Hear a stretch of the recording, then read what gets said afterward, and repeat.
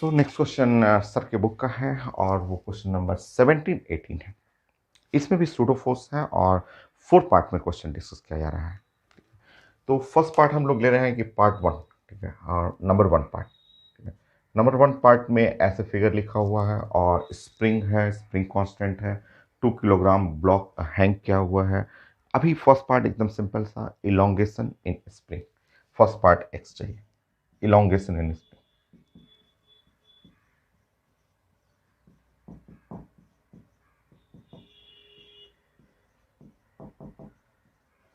एकदम easy. Force balance करते हैं। फोर्स बैलेंस नीचे में डाउनवर्ड फोर्स जो लगेगा, रेस्ट सिस्टम रेस्ट में है तो डाउनवर्ड फोर्स आप जानते हैं कि इसमें फोर्स बैलेंसिंग करेंगे तो डाउनवर्ड नीचे की तरफ जो फोर्स लग रहा है वो नाम है एम जी। सो एम इंटू जी। और ऊपर में स्प्रिंग है तो स्प्रिंग पे जो फोर्स लगता है वो होता है के एक्स। हम लोग पहले भी पढ़े हुए हैं यूनिट डायमेंशन टॉपिक में कि एक्स एक्स फॉर इलोंगेशन, के द स्प्रिंग कांस्टेंट। तो सिंपल सा आप अगर फोर्स बैलेंस करेंगे तो एम जी और इज इक्वल टू और के इंटू एक्स ऐसे। तो एम एम हुआ 2 और जी का वैल्यू मान लीजिए 10 ले लीजिए। तो के का वैल्यू जो है वो 100 और एक्स ये सॉल्व कर लेंगे।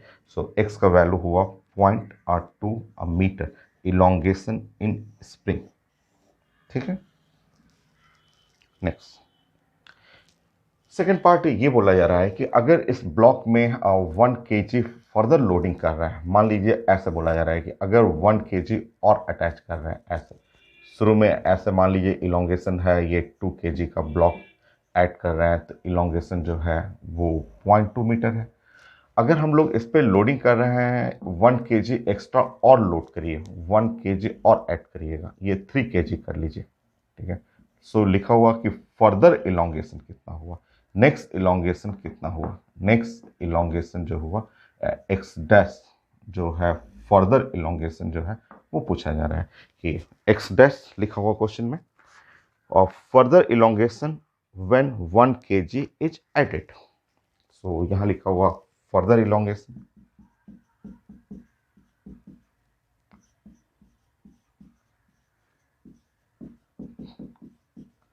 when 1 kg is added। चलिए, शुरू में ये कुछ था, ऐसा होगा। आप फिगर अगर बनाएंगे, इनिशियल फिगर कुछ ऐसा रहेगा। इनिशियल फिगर जो मान लीजिए स्प्रिंग है विदाउट ब्लॉक ऐसे रहेगा, ऐसे स्प्रिंग रहेगा। और यहाँ से यहाँ जब लोडिंग किए हैं तो आपने बनाया कि ये इलोंगेशन एक्स है, एक्स आपने निकाला कि ये एक्स जो है वो 0.2 मीटर। और फर्दर इलोंगेशन 1 kg और लोडिंग कर दीजिए, 1 kg और लोड करने पे फर्दर इलोंगेशन। देखिए इससे लेना है आपको, इनिशियल से लेना है। इनिशियल से यहाँ पे इलोंगेशन देखेंगे, यहाँ से यहाँ तक का इलोंगेशन देख रहे हैं। इलोंगेशन जो हुआ वो x plus x test, x plus x test. और यहाँ नीचे में लोडिंग किया हुआ है, नीचे में मास हुआ, इसका मास हुआ एम जी 3 × जी। और ऊपर में जो फोर्स लगेगा वो फोर्स जो हुआ वो के, और elongation total elongation x plus x test ये, क्योंकि ये इलोंगेशन जो है वो आपका elongation x plus x test जो भी काउंटिंग होता है इनिशियल से काउंटिंग होता है, शुरू से। तो पहले से एक्स हो चुका है, एक्स डैश फर्दर इलोंगेशन पूछा जा रहा है, इसका मतलब total elongation x plus x dash. Balance करिए 4। सो 3g x plus x dash के 3g का मतलब हुआ 10, एक्स का वैल्यू है 0.2 प्लस एक्स डैश इंटू 100, के का वैल्यू करेंगे 100, के का वैल्यू 100 सॉल्व करेंगे। 0.3 0.2 प्लस एक्स डैश। सो इस तरह एक्स डैश जो आ गया वो 0.1 मीटर। अभी 2 क्वेश्चन और। नेक्स्ट क्वेश्चन बोला जा रहा है इसमें कि थर्ड पॉइंट में ऐसा कि आप सोचिए कि ये सिचुएशन जो है वो एक लिफ्ट के अंदर है। नेक्स्ट सिचुएशन सोचिए कि ये एक लिफ्ट के अंदर है और क्या दिया हुआ है, मैं रीडिंग करता हूं। नेक्स्ट लिखा हुआ है कि lift in elevator and going up with acceleration 2 metre per second square. So ये ऊपर की तरफ जा रहा है और एक्सेलरेशन जो है वो लिखा हुआ है 2 metre per second square. Lift में है और लिफ्ट ऊपर की तरफ जाएगा। अगर लिफ्ट ऊपर की तरफ जाएगा तो सूडो फोर्स नीचे लग गया, तो सूडो फोर्स आ जाएगा और सूडो फोर्स नीचे, वो फोर्स है m इंटू ए। बैलेंस कर लीजिए, m g plus m a. केक्स सॉल्व करते हैं। सो एम ए मास जो है इसका 2 इंटू 2, सॉल्व कर लेंगे, ये 20 और 24। सो एक्स का वैल्यू यहाँ पे आंसर आएगा 0.24। सही है, चेक कर लीजिएगा। और नेक्स्ट क्वेश्चन, ये वाला क्वेश्चन लिफ्ट में ले लीजिए। सो सेम क्वेश्चन आपको लिफ्ट में लेना है।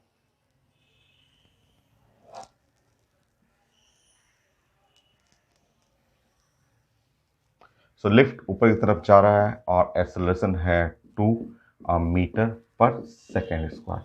सो एक नया फोर्स लिफ्ट में आया, तो एक नया सूडो फोर्स आ गया और सूडो फोर्स नीचे की तरफ, सूडो फोर्स जो हो गया वो एम और ए। ऐसे सॉल्व कर लेंगे। एम ए, यहाँ पे एम टू ए।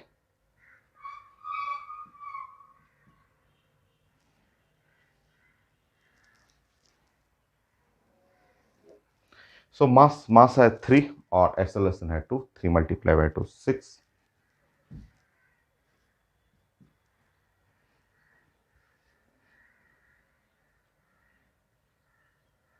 चेक कर लीजिए।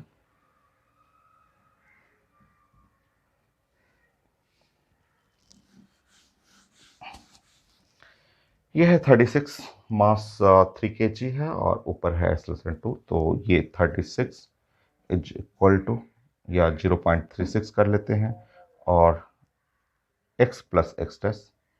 एक्स का वैल्यू है 0.24, 0.24 और प्लस एक्स डैश। तो इस केस में एक्स डैश जो आ रहा है 0.12 मीटर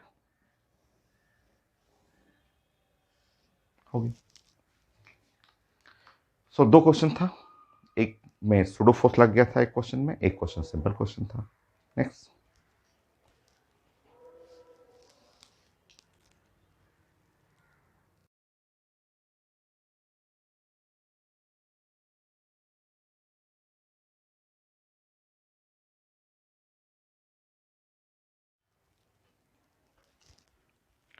क्वेश्चन, ये भी सर के बुक का है, एच सी वर्मा सर के बुक का, और वो स्टेटमेंट मैंने अभी स्कैन करके डाला था क्वेश्चन।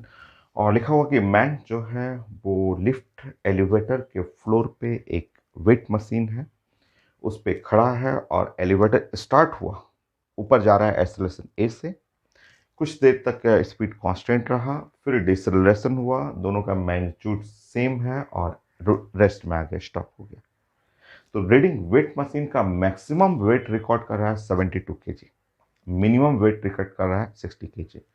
ट्रू वेट mg चाहिए था और एक्सेलरेशन चाहिए था। आसान है। एक्सेलरेशन दोनों का मैग्नीट्यूड सेम लिखा हुआ है, साइन उल्टा है। चलिए चेक करते हैं।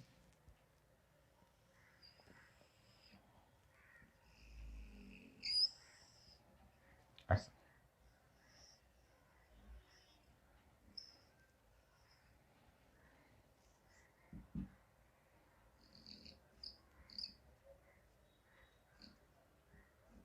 ऐसा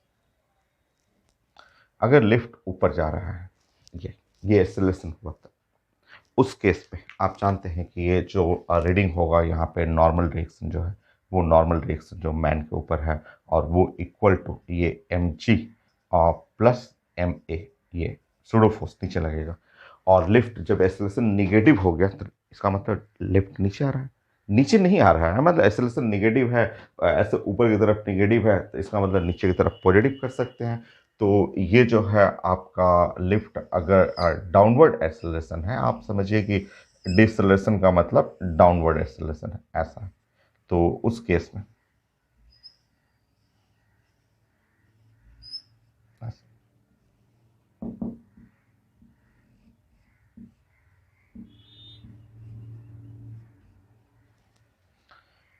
ये जो है नॉर्मल है, और सूडो फोर्स भी ऊपर लग रहा है, और सूडो फोर्स का नाम है MA, और नीचे की तरफ जो फोर्स लगा उसका नाम है MG। ऐसा हो, एंडेस कर लीजिएगा, एंडेस इसको आप कर सकते हैं। तो यहाँ नॉर्मल रिएक्शन जो है वो है MA प्लस G। और ये जो नॉर्मल रिएक्शन जो हुआ वो आपका मैक्सिमम वेट रिकॉर्ड हुआ। मैक्सिमम वेट ये मास में लिखा हुआ, क्योंकि ये यहाँ पे अगर ले रहे हैं, क्योंकि इस जगह आप लीजिएगा, जैसे मान लीजिए इस जगह मुझे लेना हो, तो इस फिगर में ये एन डैश जो हो गया वो हो गया M, और ये G माइनस ए हो जाएगा, ये G माइनस ए, और ये है G प्लस है, नॉर्मल रिएक्शन। ठीक है, सो दोनों फिगर में आप देखिए, ये वाला हो गया मैक्सिमम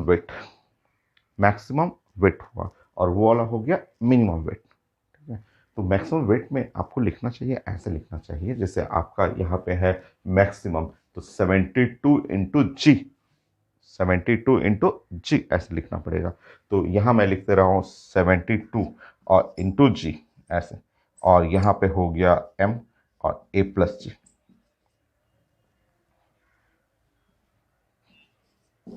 और ये मिनिमम है क्योंकि यहाँ पे घट रहा है तो मिनिमम हुआ, तो यहाँ लिखेंगे 60 इंटू जी और इज इक्वल टू M और G minus A.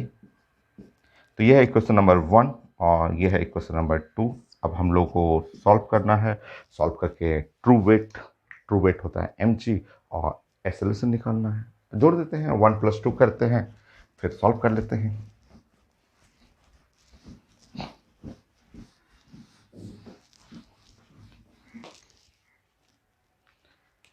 From 1 + 2,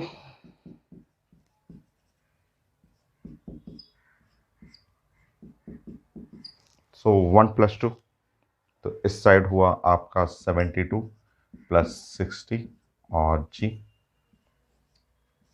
is equal to, वहाँ पे एक कट जाएगा तो m और g प्लस जी।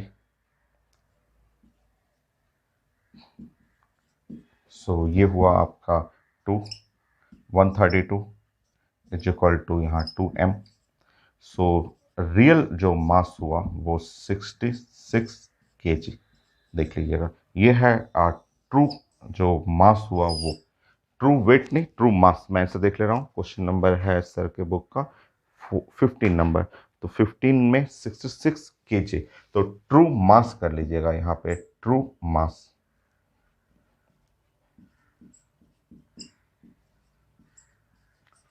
हो गया, और आपको ए निकालना है, किसी में पुट कर लेते हैं, किसी में पुट करना है। और जैसे क्वेश्चन नंबर 1, फ्रॉम 1 या फ्रॉम 2 जो भी लेना चाहें, फ्रॉम 1 अगर 1 लेंगे तो ये 72 जी, जी का value 9.8,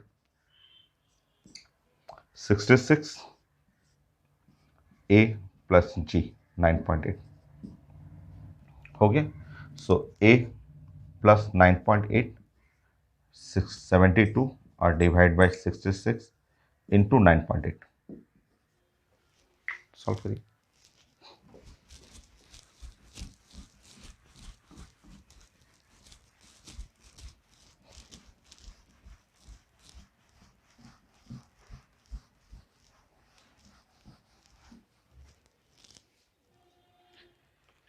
A is equal to 9.8, 72 into 66 -1, so 9.8 into, यहाँ से घटाएंगे, सो 4 एंड 6 डिवाइड बाई 66 10। ऐसे देखिए 0.98 है क्या, मैं देखता हूँ 0.98 या g/10, 0.98, हाँ 0.9 लिखा हुआ, 0.9 मीटर पर सेकेंड स्क्वायर, सो 0.98 होना चाहिए, 6/10 हुआ। ठीक है, या g/10 कर सकते हैं, g/10 एक बार रीचेक कर लेंगे, एक बार रीचेक मैं करता हूँ। तो 72 जी का वैल्यू क्वेश्चन में लिखा हुआ था, हाँ जी का 9.9 लिखा हुआ, जी का वैल्यू 9.9 लिखा हुआ था गिवन। सो जी का वैल्यू जो पेपर में है 9.9 लिखा हुआ था, ऐसे लिखा हुआ था। तो वेट करिए, मैं एक बार रिचेक करता हूँ। ये है, इसमें हम लोग यूज करना चाह रहा हूँ मैं 9.9, पेपर में लिखा हुआ है। तो ये है 9.9, यहाँ तो जरूरत नहीं था तो कट जाएगा। तो ये है आपका 7, ये ए, और 9.9 ऐसे कर लीजिएगा, और 72 डिवाइड बाई 66, 9.9। ठीक है, उधर 9.9, 72 डिवाइड बाई 66 -1, ये है 9.9। और यहाँ से आप सॉल्व कर रहे हैं तो 66 और 4 और 6 डिवाइड बाई 66, 11, 9.9 और डिवाइड बाई ये 11 हो जाएगा। तो एक्सेलरेशन 9.9 और 11, 0.9, 0.9 मीटर पर सेकेंड स्क्वायर। ये था एक्सेलरेशन, या डिसेलेरेशन करेंगे तो ये। Next question.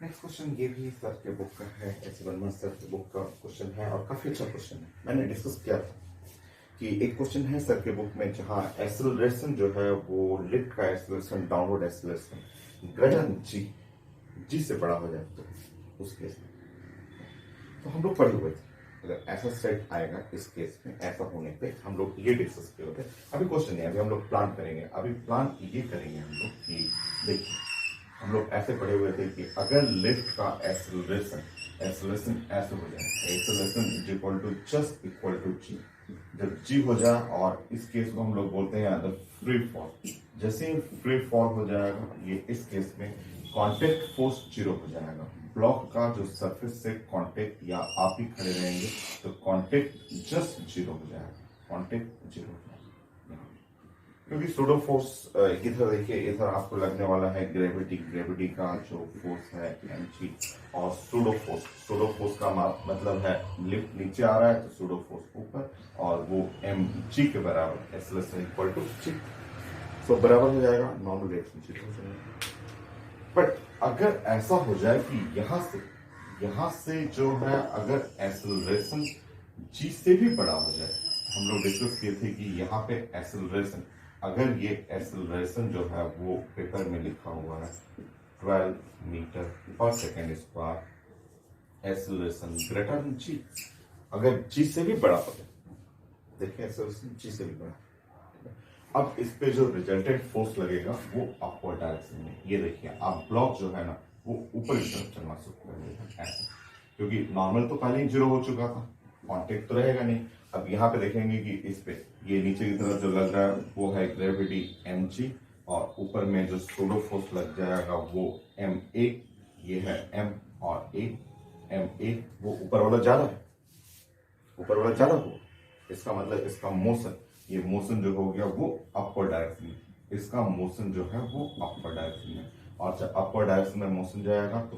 फोर्स जो मोशन के along, force is equal to mass into acceleration, तो फोर्स जो हो गया ma और minus mg is equal to mass into acceleration, resultant acceleration हुआ। सो m कैंसिल हो गया, और स्मॉल a 12 माइनस जी 10, ये है m कैंसिल कर लीजिए, 12 minus 10 is equal to a, तो एक्सेलरेशन जो हुआ वो हो गया 2 मीटर पर सेकेंड स्क्वायर। वो क्वेश्चन नहीं है, अभी समझिए, ये अपवर्ड मोशन होगा, रिजल्टेंट मोशन ऊपर की तरफ लगेगा। अब हमें चाहिए था displacement of block during 2 second, 1 2 second. अब आइए क्वेश्चन क्या है, देखिए आप समझिए क्वेश्चन।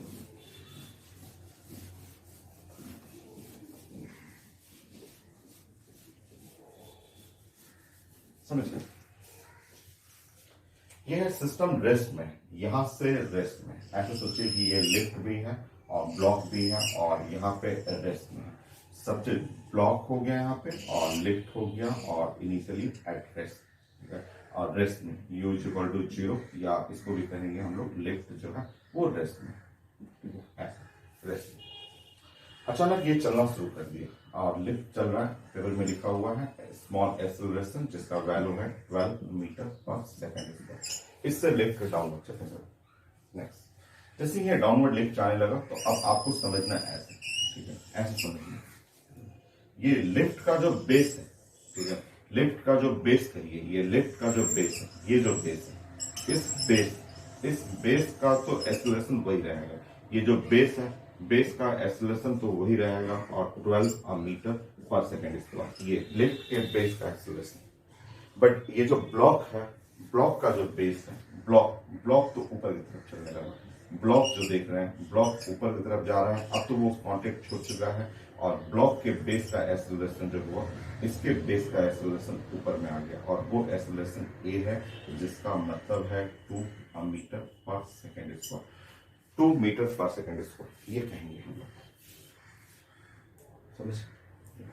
अब आपको क्या निकालना है? आपको डिस्प्लेसमेंट ऑफ द ब्लॉक निकालना है। आपको ये निकालना है, ये वाला। समझ? सबसे पहले हम लोग निकालने की कोशिश करेंगे, यहां से इसका निकालने की कोशिश करेंगे। ये बेस का कितना, ये बेस जो है वो S1 हम लोग निकालेंगे। अब मुझे डिस्प्लेसमेंट मतलब ये निकालना है, डिस्प्लेसमेंट ये वाला टर्म, मतलब ये ब्लॉक का डिस्प्लेसमेंट, इस लाइन और इस लाइन के बीच का गैप निकालना है। डिस्प्लेसमेंट ऑफ ब्लॉक, जो ग्रीन लाइन देख रहे हैं ना, वो हमको निकालना है। ऐसे निकालना, हम लोग को निकालने को बोला जा रहा है ऐसे, डिस्प्लेसमेंट ऑफ द ब्लॉक। और इधर से हम लोग निकालेंगे ऐसे, क्योंकि ये मोशन ऊपर है तो ये निकालेंगे, ये हम लोग को S2 निकालना है। अब आप जान रहे हैं कि S is equal to S1 minus S2। Timing लिखा हुआ, timing 0.2 second starting from rest और सब कुछ है 0.2 सेकेंड में, 0.2 सेकेंड में हमें निकालना है। तो ये रेड कलर के लिए, रेड कलर जो है इसका बेस है, रेड कलर के लिए एक्सेलरेशन ये वाला रेड हो जाएगा, ये रेड वाला एक्सेलरेशन, ठीक है। ब्लैक कलर के लिए, क्योंकि ऊपर जा रहा है तो ब्लैक कलर का एक्सेलरेशन ये वाला हो जाएगा, ये ब्लैक कलर का एक्सेलरेशन ये हो जाएगा, ठीक है। बाकी सॉल्व कर लेते हैं, आसान है, क्वेश्चन इजी है, बट डिफरेंट, इसलिए अच्छा question.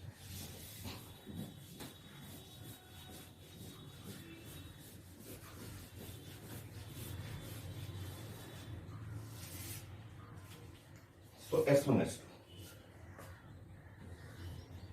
So S is equal to UT plus half at square.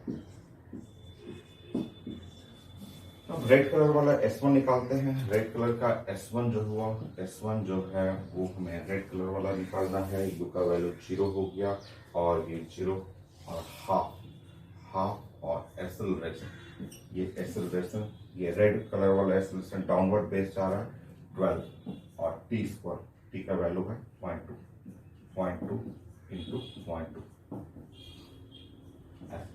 Cancel हो गया और 2.4 0.24 मीटर, हो गया। S2 जो है ब्लैक कलर वाला ऊपर गया, S2 is equal to half और ब्लैक कलर वाला एक्सेलरेशन, ये ब्लैक कलर का acceleration 2 half a t square 0.2 ही सेकेंड था ना, 0.2 सेकेंड क्वेश्चन में क्या था, हाँ 0.2 सेकेंड मुझे कंफ्यूजन थोड़ा हुआ था, 0.2 ओके। सो 0.2 और इंटू 0.2, सो ये हुआ आपका 0.04 मीटर, ये कैंसिल हो गया 0.04 मीटर। अब मुझे चाहिए था S, वो ग्रीन कलर वाला S चाहिए, ग्रीन कलर का, क्योंकि डिस्प्लेसमेंट ऑफ ब्लॉक पूछा गया था। ग्रीन कलर S जो हो गया वो S1 और माइनस S2। तो एस का वैल्यू हो गया, सॉल्व कर लेंगे, 0.24 माइनस 0.04, सो 0.20 मीटर, या फिर आप कर सकते हैं 20 सेंटीमीटर।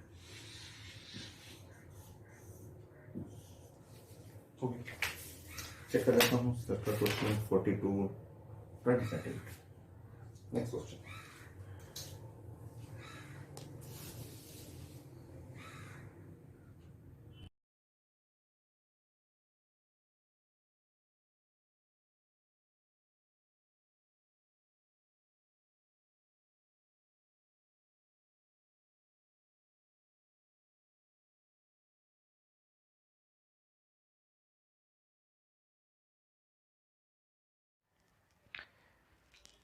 नेक्स्ट क्वेश्चन, ये एस सी वर्मा सर के बुक का क्वेश्चन है। ये भी लिफ्ट टाइप का ही क्वेश्चन है और ये भी अलग है, थोड़ा यूनिक टाइप क्वेश्चन है।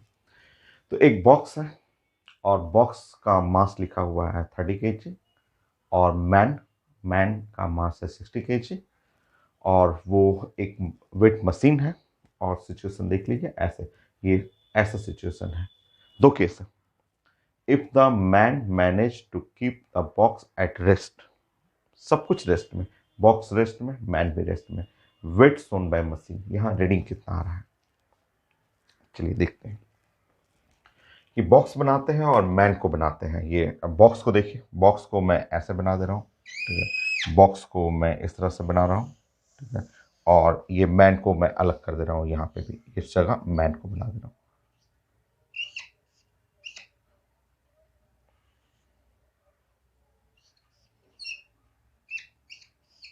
ऐसे, ठीक है। ये बॉक्स और मैन, बॉक्स में यहाँ भी कर दे रहा हूँ ऐसे। एक ही रस्सी है, एक ही रस्सी है, ये पूरा रस्सी यहाँ से आ रहा है और सब सिस्टम रेस्ट में है। ये आसान सा क्वेश्चन हो गया कि सिस्टम जो है रेस्ट में और ये भी रेस्ट में है। वो ऐसे पकड़ना है कि सारा सिस्टम रेस्ट में रहे। चलिए देखते हैं, बॉक्स के लिए पहले प्लान करते हैं, या मैन के लिए भी प्लान कर सकते हैं। तो मैन का देखिए, मैन का जो है मास, मास जो है मैन का 60, तो मैन का जो mg लगेगा 60 इंटू जी नीचे। रस्सी है, रस्सी में टेंशन टी यहाँ पे, और मैन का जो लेग है, पैर यहाँ पे वेट मशीन से कांटेक्ट में है, तो इस पे लगेगा एक नॉर्मल रिएक्शन। तो यहाँ हम लोग लिख लेंगे एक नॉर्मल रिएक्शन ऐसे, ठीक है। नो, इस पे जब आएंगे तो एग्जैक्टली नॉर्मल रिएक्शन तो बॉक्स पे भी लगेगा, normal reaction equal and opposite. और यही रस्सी ऐसे जा रहा है तो ये हर जगह से टेंशन होते हुए इसमें भी टेंशन टी लग जाएगा।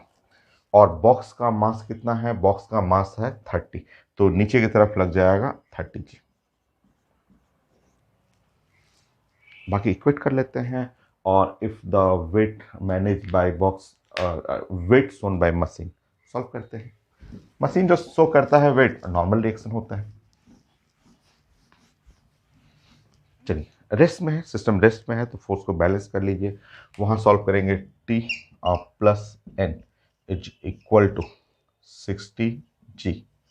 यहाँ सॉल्व करेंगे, सो यहाँ पे हो गया टी माइनस एन, या T is equal to N plus 30 g.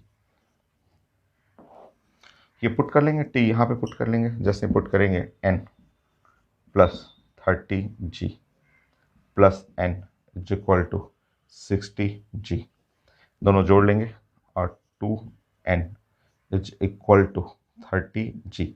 ये उधर से उधर घटाएंगे, n is equal to 15 g. n का मतलब हुआ m डैश जी, और इज इक्वल टू 15, और जी और जी कैंसिल हो गया। सो जो वेट लिखा हुआ, वेट सोन बाय मशीन, तो 15 kg होगा। तो यहाँ पे नॉर्मल रिएक्शन होता, तो अगर न्यूटन में रहता तो यहाँ पे 150 मल्टीप्लाई बाय 10 कर लेता मैं, 150 न्यूटन, बट किलोग्राम में था। तो इस तरह एम डैश जो है वो आंसर आप चेक कर लेंगे, 15 kg, ये 15 kg है, ठीक है। दो पार्ट था, एक पार्ट और है।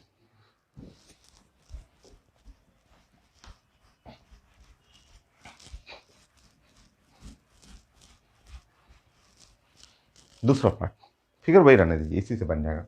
पार्ट 2,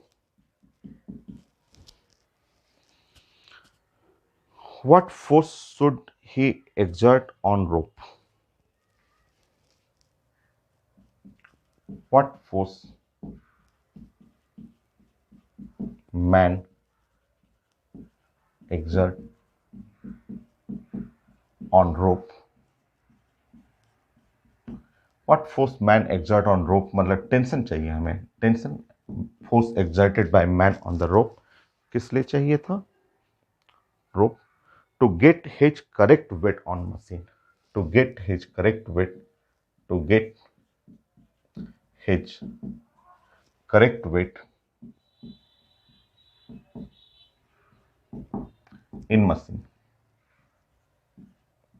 जो रीडिंग है मशीन में करेक्ट वेट रीड करने के लिए what force exert on the rope, tension चाहिए। तो करेक्ट वेट का मतलब हुआ एन, जो हमें नॉर्मल जो चाहिए था वो 60 इंटू जी, ये है फॉर करेक्ट वेट, क्योंकि रीडिंग जो मशीन रीड करता है वो नॉर्मल डायरेक्शन। अब मैन का जो वेट लिखा हुआ है वो 60 किलोग्राम है, तो एम जी, एम का मतलब हुआ 60 और जी एक्सेलरेशन ड्यू टू ग्रेविटी। ये हमें करेक्ट वेट के लिए। What force the man exerted on the rope, इस करेक्ट वेट के लिए ये जो है टेंशन चाहिए, तो ये है करेक्ट वेट।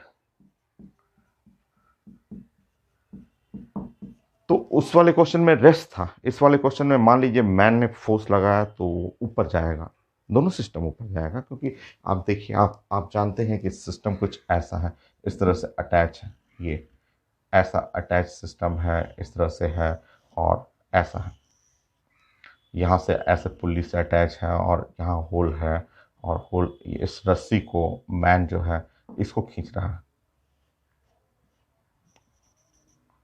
इस रस्सी को मैन खींच रहा है। तो जब ये जाएगा सिस्टम, जैसे जैसे जैसे रस्सी मैन खींचेगा तो ये बॉक्स और मैन दोनों ऊपर जाएंगे, तो दोनों का एक्सेलरेशन कर लीजिए, दोनों लोग का कॉमन क्योंकि साथ अटैच है, तो एक्सेलरेशन दोनों लोग का ए रहेगा। तो ये है। अब मोशन के अलॉन्ग इक्वेशन बना लीजिए, नॉर्मल डायरेक्शन दिया हुआ है, टेंशन निकालना है, चलिए सॉल्व करते हैं।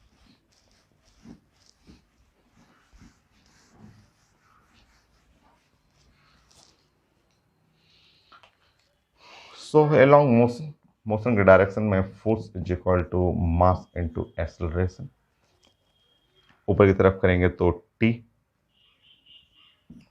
माइनस एन माइनस 30 और जी इज इक्वल टू मास, इसका मास है 30 इंटू ए।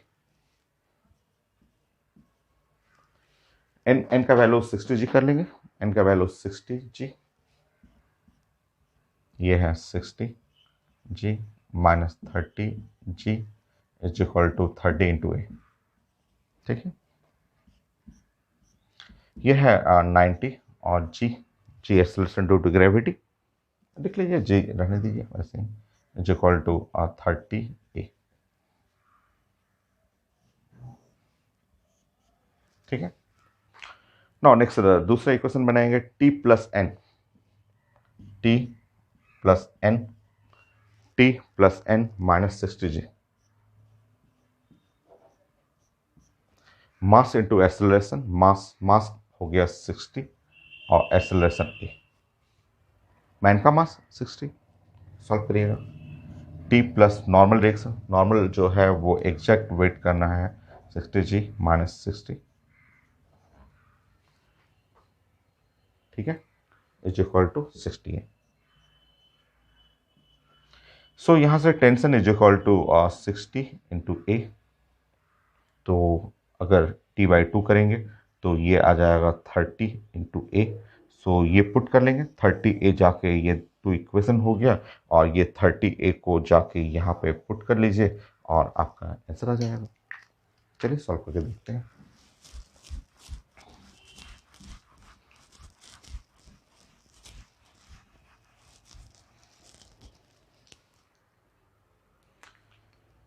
टी माइनस 90 जी,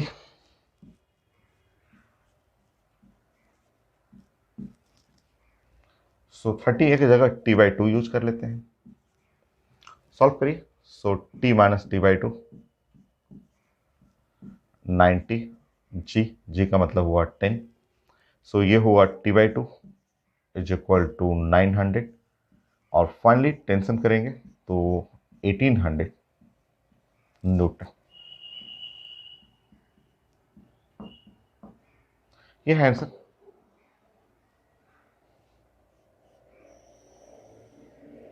1800 Newton complete. Next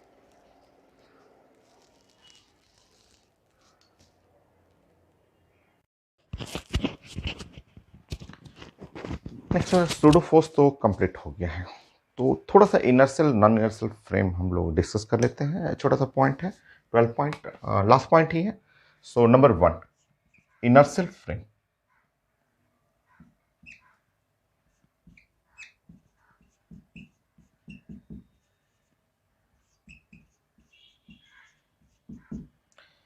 so inertial frame है जो frame which move with constant speed या जीरो एक्सेलरेशन, इनर्शियल हो गया।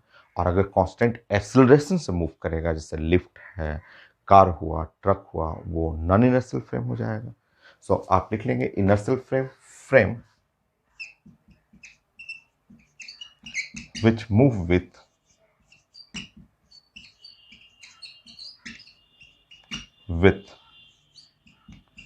constant speed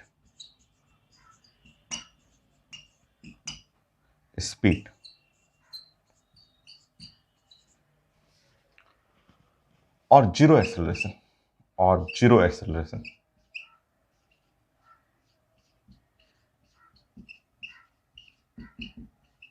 is defined as inertial frame,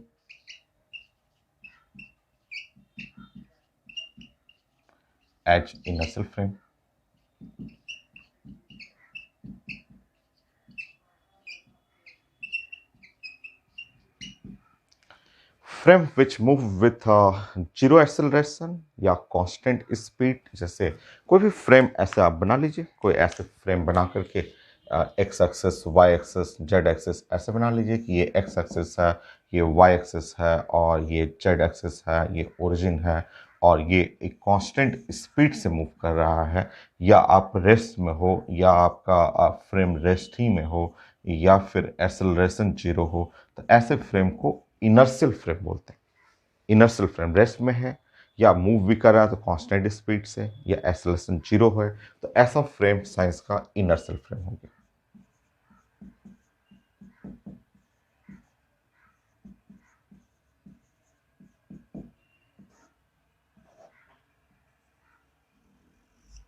हो गया। इसमें लॉ ऑफ मोशन अप्लीकेबल है। लॉ ऑफ मोशन, जो Newton law of motion, force is equal to mass into acceleration लिखते हैं, अप्लीकेबल। ठीक है, तो Newton law of motion,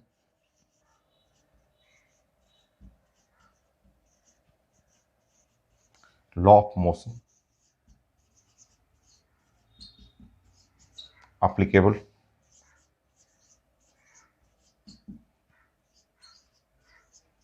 in inertial frame।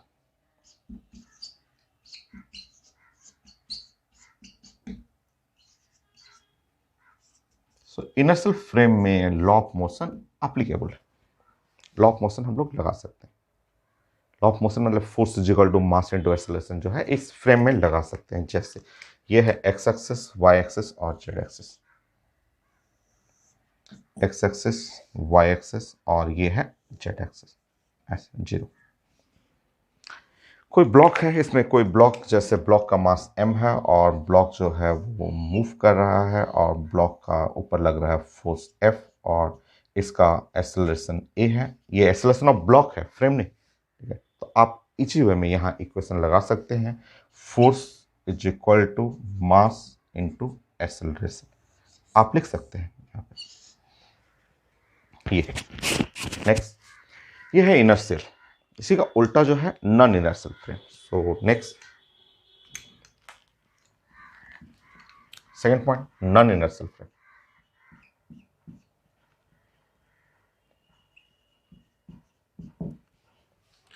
Frame which move with constant acceleration, acceleration या deceleration भी बोल सकते हैं।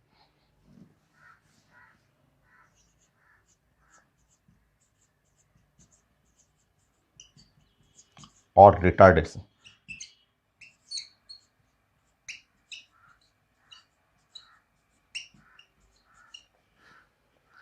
It's defined as non inertial frame.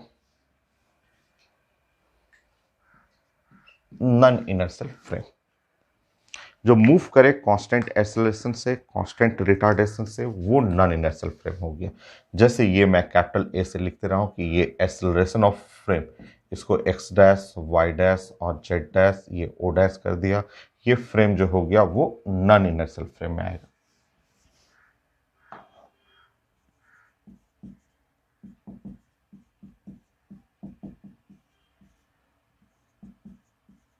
Non inertial frame, यह है नॉन इनर्शियल फ्रेम। ऐसे x dash, y dash, z dash, o dash और ये फ्रेम जो होगा नॉन इनर्शियल फ्रेम हुआ। Newton's law of motion not applicable in non inertial frame. In non inertial frame, तो non inertial frame में Newton's law of motion नहीं लगेगा। तो ये इस फ्रेम में न्यूटन्स लॉ ऑफ मोशन नहीं लगा सकते हैं। लगाने का तरीका क्या है, मैंने आपको समझाया था कि ऐसे फ्रेम में लगाने के लिए क्यों आता है वो मैं सब डिस्कस कर देता हूं। एक सूडो फोर्स लेना पड़ेगा। मतलब आपका अगर इस तरह से मोशन है, मान लीजिए आपका इस तरह से ऐसे आपका फ्रेम है, ये है, मान लीजिए ये एक्स डैश है, वाई डैश है और ये जेड डैश है, ये ओ डैश है और ये इस फ्रेम का एक्सेलरेशन जो है वो ए है, एक्सेलरेशन ऑफ फ्रेम। ये है एक क्या है, तो A for acceleration of frame.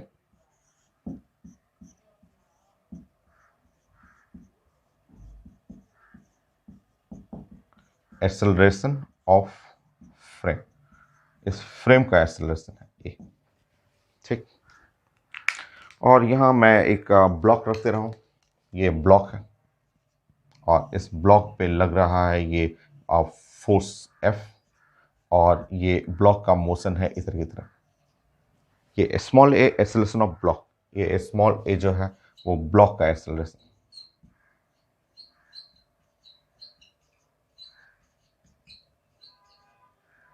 Of block, ये ब्लॉक का एक्सेलरेशन है। ये फ्रेम देख रहे हैं, ये फ्रेम जो हुआ नॉन इनर्शियल फ्रेम है और इस नॉन इनर्शियल फ्रेम में न्यूटन्स लॉ नहीं लगेगा।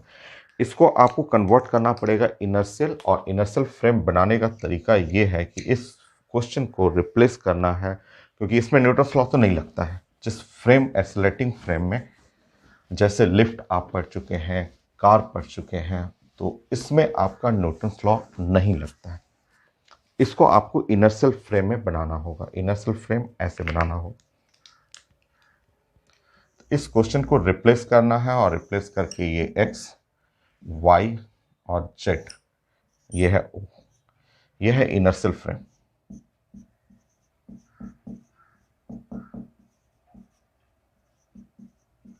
इसको रिप्लेस करके इनर्शियल फ्रेम में रिप्लेस करना है, ये इनर्शियल फ्रेम में रिप्लेस करना है। और जैसे इनर्शियल फ्रेम में आप रिप्लेस करेंगे तो ये क्वेश्चन कुछ इस तरह से बन जाएगा। यहाँ पे ब्लॉक है और ब्लॉक पे लगने वाला फोर्स है एफ। ब्लॉक का मोशन इस साइड में है, ब्लॉक का मोशन ऐसे होगा और ब्लॉक का एक्सेलरेशन ऐसे है, और इस पे एक सूडो फोर्स लगाना होगा। ये है सूडो फोर्स जो हम लोग शुरू से पढ़ते आ रहे हैं इस टॉपिक में। सूडो फोर्स ऐसे लगता है, मास into acceleration, acceleration of frame, ये सूडो फोर्स। तो इस क्वेश्चन को रिप्लेस करना है, रिप्लेस करके अगर लॉ ऑफ मोशन लगाना है तो ऐसे चेंज करना पड़ेगा। इस नॉन इनर्शियल फ्रेम को हटा करके एक इनर्शियल फ्रेम बनाना है, और उसको रिप्लेस करने के लिए ये जो एम ए बैक साइड जो लगाते हैं, जो एक्सेलरेशन है उसके अपोजिट साइड में सूडो फोर्स लगाएंगे। ये सूडो फोर्स हो,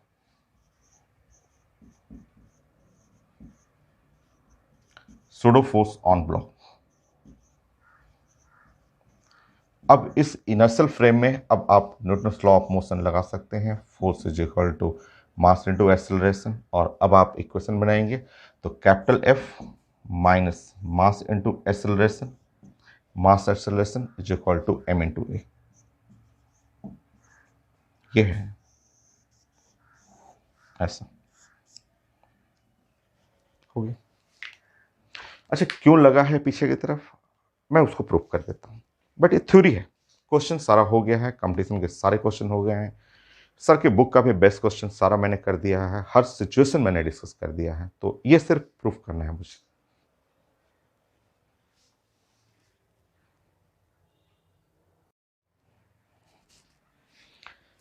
नेक्स्ट थर्ड पॉइंट मैं डिस्कस करता हूं, और कैसे ये डायरेक्शन उल्टा होता है वो मैं समझा देता हूं, बट थ्योरी है।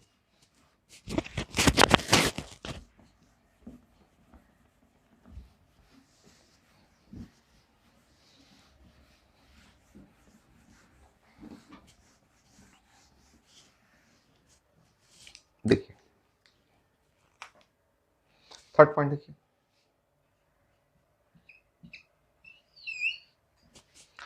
मान लीजिए एक इनर्शियल फ्रेम है, ये फ्रेम है, इनर्शियल फ्रेम है, ये एक्स और वाई और जेड, ये है ओ, ये फ्रेम इनर्शियल फ्रेम है।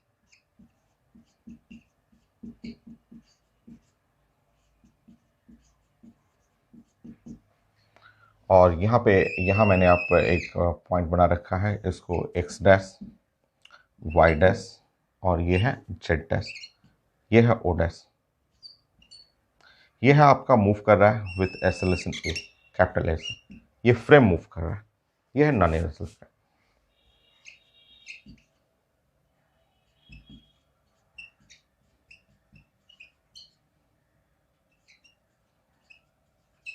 सो ये नॉन इनर्शियल फ्रेम।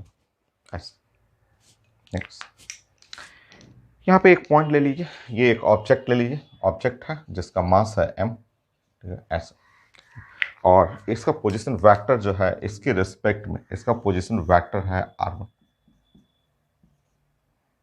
ऐसे, और इसका यहाँ से यहाँ का पोजीशन वेक्टर है वेक्टर r ले लीजिए, और इस पॉइंट के रिस्पेक्ट में इसका पोजीशन वेक्टर ले लेंगे r2, ऐसे r2 कर लीजिए, position vector with respect to non inertial frame.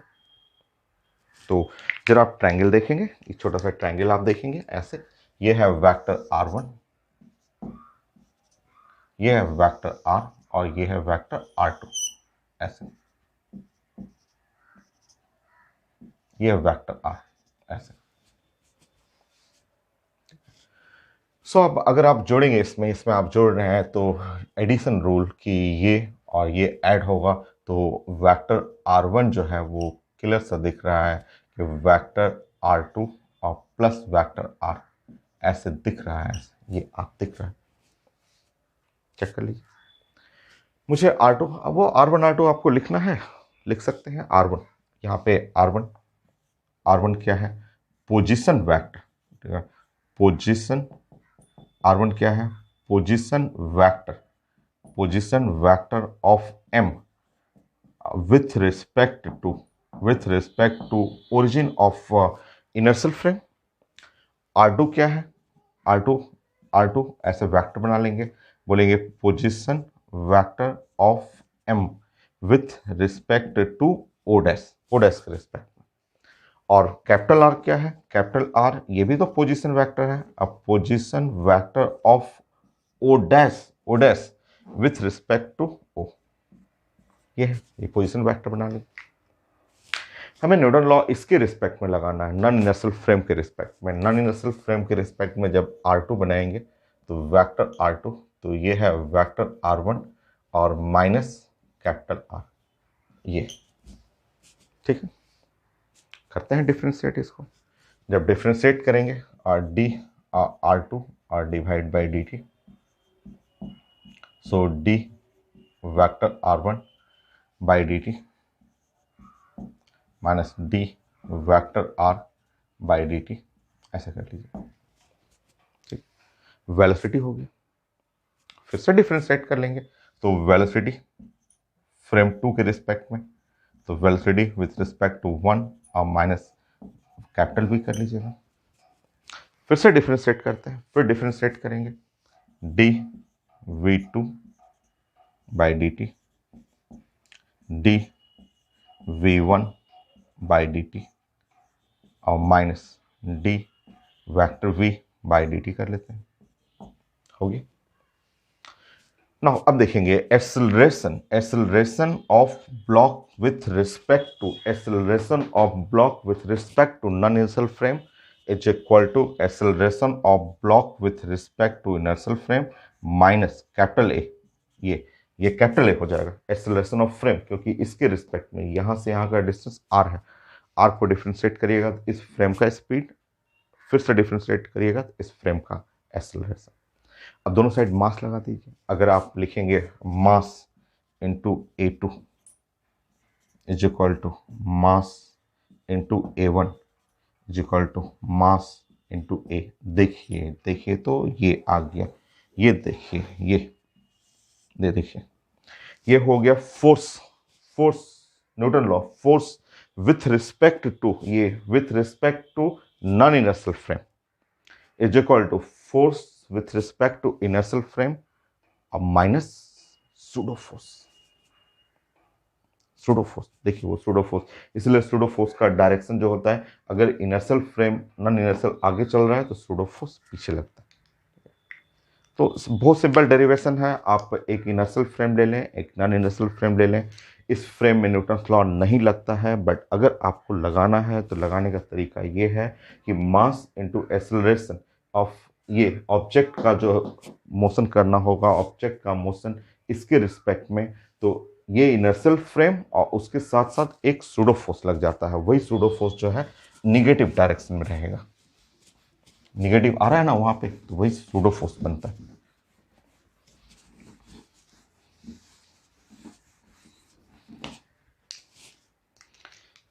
तो वो जो लिख रहे हैं आपने वहां लिखा है कि मास इंटू A2, जो आपने लिखा है आप, वो है मास A1 प्लस ये माइनस m इंटू ए।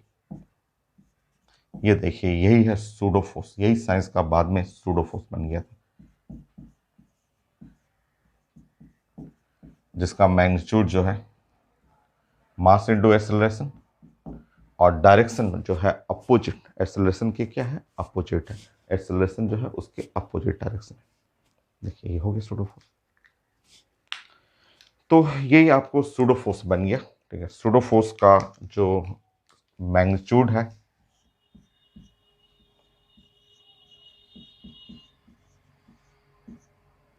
जो हुआ m into A mass into acceleration of frame.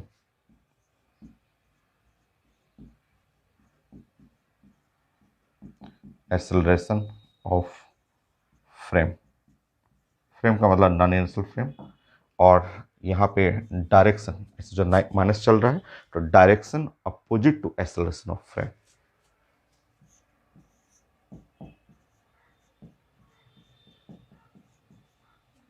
Opposite to acceleration of frame.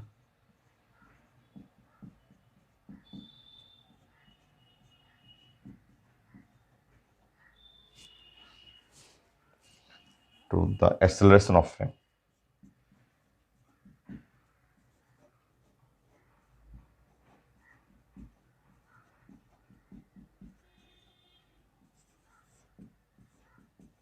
Direction opposite to the acceleration of frame, जो फ्रेम है उसके एक्सेलरेशन के अपोजिट, डायरेक्शन अपोजिट रहेगा। तो ये तरीका है कि आपको नॉन इनर्शियल फ्रेम में जब आपको लॉ ऑफ मोशन लगाना हो तो ये एक सूडो फोर्स आपको ऐड करना पड़ेगा। ये है, देखिए ये आप जानते हैं कि ये जो आपने लिखा है, ये लिखा है law of motion in non inertial frame, ये है law of motion in non inertial frame,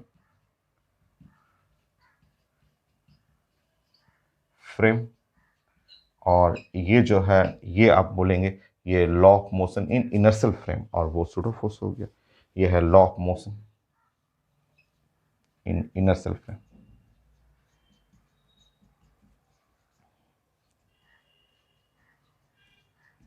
और ये है सूडो फोर्स। तो सूडो फोर्स का मैग्नीट्यूड मैंने बताया, डायरेक्शन बताया कि अपोजिट लगता है, और कैसे सूडो फोर्स आया था वो मैंने डिराइव कर दिया। तो ये थ्योरी है सिर्फ जानने के लिए, अदरवाइज एप्लीकेशन हम लोग ऑलरेडी कंप्लीट कर चुके हैं। नेक्स्ट पॉइंट, अभी और कुछ पॉइंट है।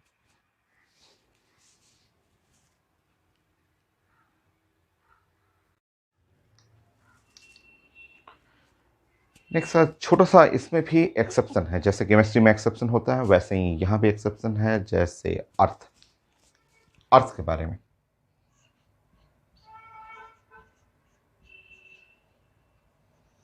बताइए। आप खड़े हैं या आपने स्टडी रूम में बैठे हुए हैं, आप स्टडी कर रहे हैं, तो आप मूव कर रहे हैं कि रेस्ट में हैं? बताइए। आप अपने रूम में बैठे हुए हैं, अपने चेयर पे बैठे हुए हैं, स्टडी कर रहे हैं, तो आप कैसे फ्रेम में, जैसे अर्थ पे हैं आप, तो कैसा आपका मोशन है? रेस्ट में है कि मूव कर रहे हैं? तो देखिए, लगता तो है कि आप रेस्ट में हैं, लग रहा है आप बैठे हुए हैं रेस्ट में हैं, बट आप जान रहे हैं कि आप रेस्ट में नहीं हैं, क्योंकि अर्थ से आप अटैच हैं। और अर्थ जो है, ग्रेविटेशन में नाइन्थ क्लास में भी पढ़े हुए थे कि अर्थ एक नॉन इनर्शियल फ्रेम है। क्योंकि आप जानते हैं कि अर्थ, ये सब लोग जानते हैं सोलर सिस्टम में कि ये जो आप हम लोग प्लान करेंगे ऐसे सोलर सिस्टम में, तो ये सन जो है यहाँ पे, ये आप फोकस पे रहते हैं सन, और जो प्लानिटरी मोशन में अर्थ रिवॉल्व अराउंड द सन, ये सन के अराउंड जो रिवॉल्व कर रहा है वो इलिप्टिकल पाथ में। मान लीजिए अर्थ का स्पीड v है और यहाँ से यहाँ का डिस्टेंस जो है r है, ये r डिस्टेंस हुआ। तो ये जो इलिप्टिकल पाथ, सर्कुलर पाथ में अगर ये मोशन हो रहा है, तो आप जानते हैं, आप समझ रहे हैं कि यहाँ एक नॉर्मल एक्सेलरेशन होगा टुवर्ड द सेंटर। पढ़ चुके हैं आप, सर्कुलर मोशन पढ़े हुए हैं, ग्रेविटेशन में भी आता है, नाइन्थ क्लास में भी पढ़ना है कि यहाँ अंदर में एक एक्सेलरेशन आ जाएगा और वो है v²/r, वो नॉर्मल एक्सेलरेशन, सेंटीपिटल एक्सेलरेशन हम लोग पढ़े हुए हैं। तो अर्थ, अर्थ जहाँ पे हम लोग का क्लास, मैं क्लास ले रहा हूँ, आप अपने स्टडी रूम में बैठे हुए हैं, वो कैसा फ्रेम है? तो अर्थ जो है एक नॉन इनर्शियल फ्रेम है, क्योंकि वो मूव कर रहा है और उस अर्थ के बॉडी में एक्सेलरेशन भी है। क्योंकि सर्कुलर मोशन या इलेक्ट्रिकल मोशन जो भी एटॉमिक स्ट्रक्चर में भी पढ़े हुए हैं, इलेक्ट्रॉन का मोशन, ग्रेविटेशन में पढ़े हुए हैं, सर्कुलर मोशन में पढ़े हुए हैं, ये अर्थ रिवॉल्व करेगा around sun in an elliptical path, और उस इलिप्टिकल पाथ के चलते यहाँ पे इसके अंदर सेंटर की तरफ एक एक्सेलरेशन आ जाएगा। और अगर एक्सेलरेटिंग फ्रेम है तो अर्थ जो है non inertial frame, non inertial frame. कई लोग बोलते हैं क्लास के बाद कि सर अर्थ अगर घूम रहा है तो हम लोग क्यों नहीं फील कर रहे हैं? फील नहीं करिएगा, क्योंकि आपका मास जो है ना, जैसे मेरा मास हुआ, आपका मास हुआ, नेग्लिजिबल है compare to the mass of earth, and speed इतना स्लो है कि आपको फील ही नहीं होगा। बट जानते हैं, साइंस में तो आप जानते हैं कि अर्थ रिवॉल्व कर रहा है सन के अराउंड, और उसी रिवॉल्यूशन के चलते ये अर्थ पूरा एक चक्कर लगाएगा, तो एक साल लग होता है, 365 दिन होता है, और अपने एक्सिस पे घूम गया तो स्पिन मोशन हो गया, वो 12 घंटे का दिन, 12 घंटे का रात होता है। सब लोग जानते हैं कि अर्थ रिवॉल्व कर रहा है, मूव कर रहा है। हम लोग फील नहीं करते हैं इसलिए कि अर्थ का स्पीड इतना स्लो और उसका मास इतना ज़्यादा है कि हमें फील नहीं होता है। अर्थ एक नॉन इनर्शियल फ्रेम है, but Newton's law earth frame में लगता है। नॉन इनर्शियल है बट न्यूटन लॉ लग जाता है, क्योंकि उसका इतना स्लो स्पीड, इतना हैवी मास होता है कि न्यूटन्स लॉ उसमें एप्लीकेबल है। तो अर्थ, अर्थ के बारे में लिख लेंगे, अर्थ जो है एक non inertial frame, non inertial frame,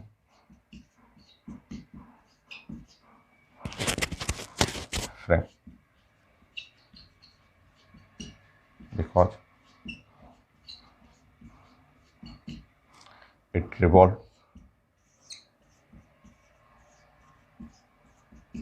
around the sun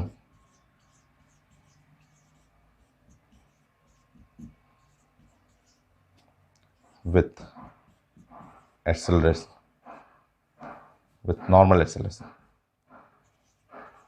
normal centripetal normal acceleration।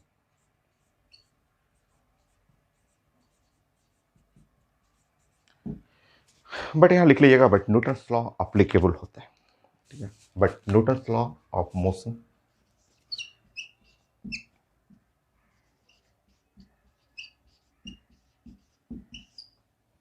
Law of motion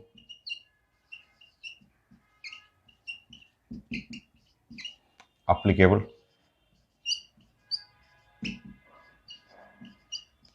in earth frame,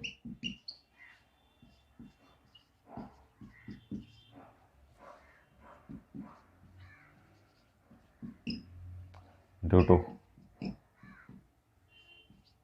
its heavy mass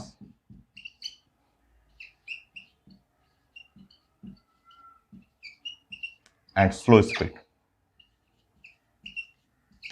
slow speed, so mass काफ़ी हैवी और स्पीड बहुत स्लो होता है, इसलिए लगता है न्यूटन लॉ। नेक्स्ट नेक्स्ट छोटा सा आप बताइए पॉइंट, तो एकदम सिंपल सा पॉइंट बताइए, छोटा सा 5th पॉइंट पे बताइए। ये अर्थ हो, हम लोग अर्थ के बारे में बात करें, ये अर्थ, ठीक है। हम लोग क्लासरूम है, मान लीजिए कि ये क्लासरूम है, अर्थ पे हम लोग का एक छोटा सा क्लासरूम है, वन।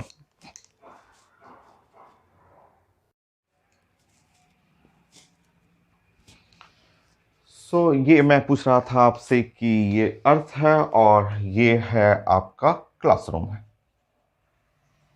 ठीक है, और ये है वॉल ऑफ क्लासरूम, ठीक है। ये ऐसे बात करेंगे कि ये वॉल ऑफ क्लासरूम,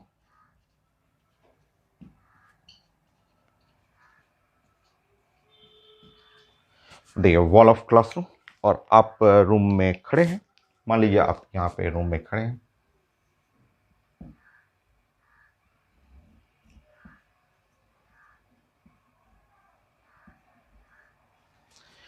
अब बताइए आप क्लास करने आए और क्लास में जो वॉल है, वॉल को आप देखिए, वो वॉल आप बैठे हुए हैं, जो आप क्लासरूम में बेंच पे बैठे हुए हैं, और आप वॉल को देखेंगे, आपके सामने जो दीवार रहेगा उसको देखेंगे, तो वो कैसा आपको फील कर रहा है, वो मूविंग वॉल है या स्टेशनरी वॉल है, बताइए। वो वॉल जो है वो मूविंग वॉल या स्टेशनरी वॉल, बताइए। ये आप जैसे आप अपने रूम में, स्टडी रूम में हैं, चेयर पे बैठे हुए हैं, आप अपने रूम का सामने वाला दीवार देखिए कैसा है, मूविंग, स्टैटिक, आंसर है स्टैटिक, अपीयर स्टैटिक, अपीयर, इसलिए कि देखिए जिस स्पीड से अर्थ चल रहा है, आप जान रहे हैं कि ये तो मूव तो कर रहा है, एंगुलर स्पीड पढ़ा हुआ है सब, आप रोटेशन ग्रेविटेशन पढ़ेंगे, तो जिस स्पीड से ये मूव कर रहा है उसी स्पीड से आप भी मूव कर रहे हैं, उसी स्पीड से वॉल मूव कर रहा है, तो ये इस सिचुएशन में आपको वॉल स्टैटिक दिखेगा, आपको वॉल जो है स्टेशनरी होता है, क्योंकि स्पीड ऑफ मैन आपका as a student, speed of wall, speed of earth सब घूम रहा है, और सबका स्पीड सेम है, सबका स्पीड सेम रहेगा तो स्टेशनरी, ठीक है। तो wall of classroom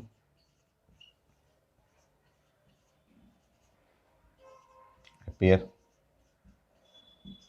stationery with respect to, इसको आप नंबर 1 कर लीजिए, with respect to observer 1, observer 1,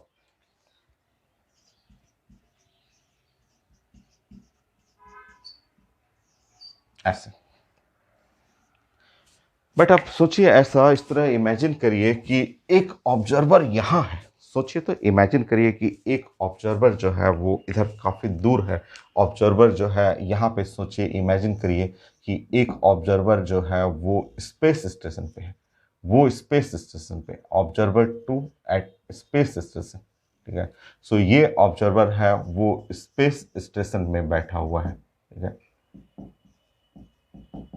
सोचिए कि अब ये मैन जो है वो इंटरनेशनल जो स्पेस स्टेशन है वहाँ से बैठा हुआ है, और वहाँ से इस क्लासरूम को व्यू कर रहा है, वहाँ से इस क्लासरूम को वो देखने की कोशिश कर रहा है, वहाँ से इस क्लासरूम को वो देख रहा है जो कि इंटरनेशनल स्पेस स्टेशन है, वहाँ से इस क्लासरूम को देखेगा, तो उसके लिए ये क्लासरूम का वॉल जो है वो स्टैटिक की मूविंग, आंसर है मूविंग, क्योंकि वो तो रेस्ट में है, स्पेस स्टेशन पे ये रेस्ट में है, ये तो ऑब्जर्वर 2 जो है स्पेस स्टेशन पे जस्ट रुका हुआ है, और ये उसके रिस्पेक्ट में ये तो दीवार घूमते रहेगा, तो देखिए ऑब्जर्वर के रिस्पेक्ट में, क्योंकि इसके रिस्पेक्ट में ये वाला फ्रेम जो हो गया इनर्शियल हो गया, क्योंकि ये मैन 1 के रिस्पेक्ट में ये स्टैटिक है, रुका रहेगा, क्योंकि आप इसलिए Newton law of motion earth frame में लग जाता है, क्योंकि अर्थ का जो आप इसके देख लीजिए, आप इसके रिस्पेक्ट में ये स्पीड, ये स्पीड, ये स्पीड, या मैन का एक्सेलरेशन, इसका एक्सेलरेशन, इसका एक्सेलरेशन क्या है, सब सेम है। इसलिए यहाँ हमें वॉल जो है, हमें क्लासरूम का, आप घर के सामने का जो आप जहाँ पढ़ रहे हैं, जिस चेयर टेबल पे बैठ के पढ़ रहे हैं, सामने वॉल देखिए, स्टैटिक है। बट साइंस में आप जानते हैं स्टैटिक नहीं है, क्योंकि आपका स्पीड, वॉल का स्पीड, दोनों का स्पीड सेम है, इसलिए आपको रुका हुआ लग रहा है। बट अभी आप चले जाएंगे स्पेस स्टेशन, स्पेस स्टेशन से देखेंगे तो आप तो रुके हुए हैं, बट ये वॉल जो है वो मूविंग दिखेगा, थोड़ा मूव करते हुए दिखेगा। तो इसके रिस्पेक्ट में, वन के रिस्पेक्ट में ये अर्थ पूरा जो है इनर्शियल हो गया, टू के रिस्पेक्ट में ये नॉन इनर्शियल हो गया। सो यहाँ पे आप लिख लेंगे कि wall of classroom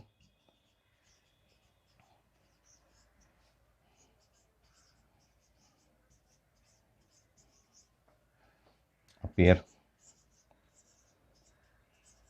movie with respect to observer two के रिस्पेक्ट में, ठीक है। सो यहाँ पे लिख लेंगे, so earth act as inertial frame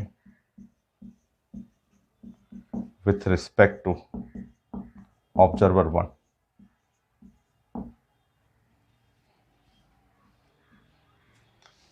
observer करना है यहाँ पे,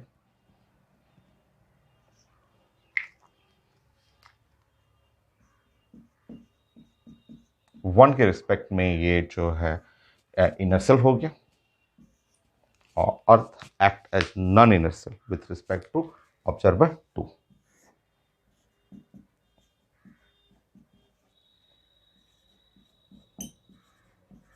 non inertial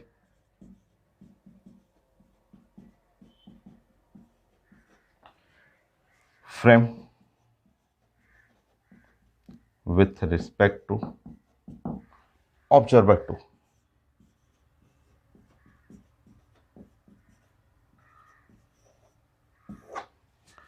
pseudo force final काफ़ी इंपॉर्टेंट है, बट जितने भी टाइप का वेरिएशन है मैंने कंप्लीट करा दिया। क्यों स्टूडो फोर्स आया, क्यों उसका डायरेक्शन अपोजिट है, क्या मैग्नीट्यूड है, वो सब कुछ मैंने डिस्कस कर दिया।